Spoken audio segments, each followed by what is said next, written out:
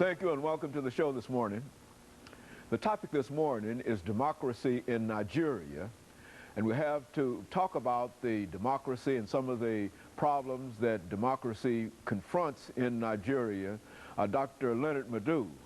Dr. LMadu is an international lawyer, and he's the founder of an organization called Pan-African, and of course the editor of the Pan-African Journal. And of course, Dr. LMadu, let me welcome you to the show this morning. Thank you. Thank you. Well, and to tell you, Dr. LMadu, how delighted we are to have you, because you've given us so many excellent shows dealing with the continent of Africa and the relationship that that has with things going on indeed in this particular country. Let's start off, Dr. LMadu, by talking about what we the topic this morning, talking about democracy in Nigeria.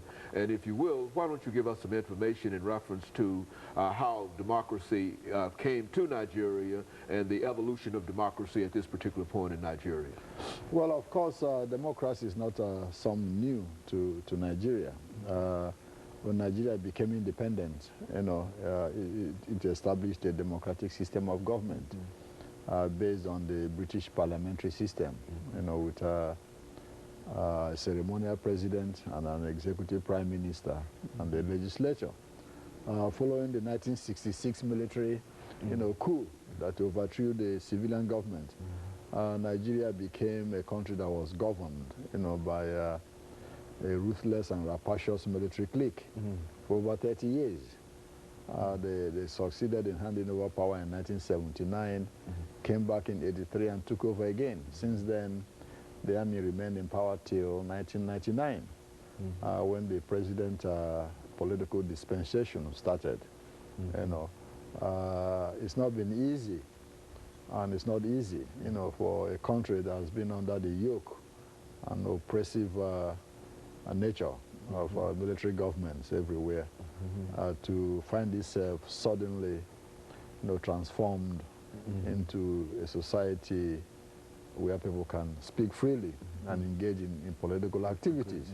So it's been rough since 1999, to say the least. It's not been an easy experiment after so many years, of being under the thumb of a military dictatorship. Exactly, clique of military officers who accomplished nothing but loot the treasury.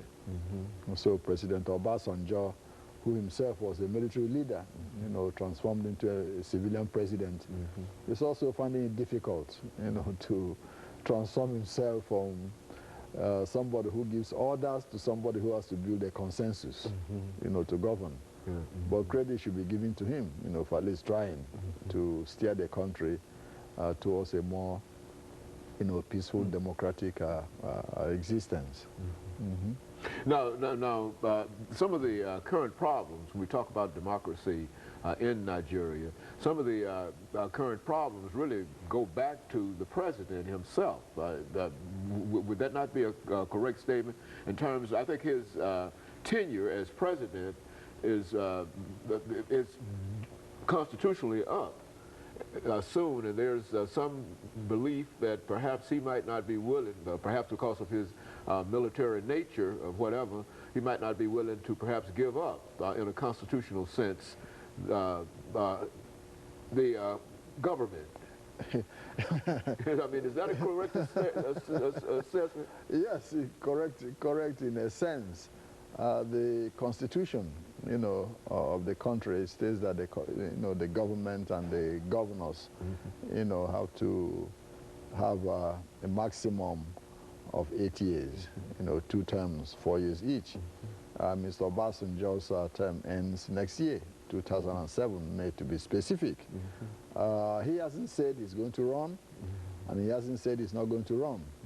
But like everywhere else, you have a lot of political opportunists and sycophants who've been running around the country trying to amend the constitution to give the president 4 more years, and some of the governors, to extend their terms to 4 more additional years. But to give President Obasanjo, credit, he hasn't said he's running. And so since he hasn't said he's running, we assume he's going to step down, next year, as the constitution mandates. So let's wait and see, and see what happens in the next few months. you know, before we make a determination on whether he wants a third term or not. But all indications are, you know, that he will not run, you know, but you never know. Well, and of course, we've got about 20 seconds before we end this segment for today. But when we come back, Dr. LMadu, let's see if we can have you to talk about some of the possibilities if he decides to run and be elected again. And of course, we'll be back with our audience following this very, very short commercial break.